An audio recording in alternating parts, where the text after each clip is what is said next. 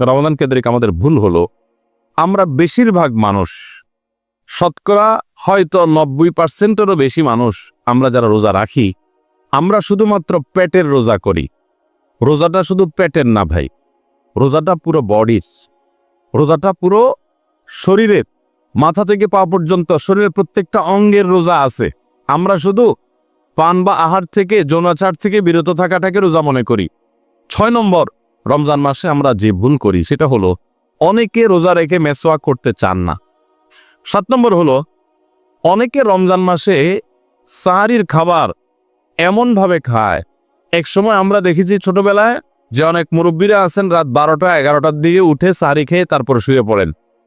এটা যেমন একটা ভুল ছিল, সাহারি হলো শেষের দিকে খাওয়া উত্তম, ওনারা খাইতেন আগে। অতিরিক্ত সতর্ক যেটাকে বলে, এত আগে কেন খায়? যে শেষের দিকে খেলে রোজা হয় না হয়, জন্য 12টার সময় 4-5 ঘন্টা আগে খেয়ে ধুয়ে দিলাম।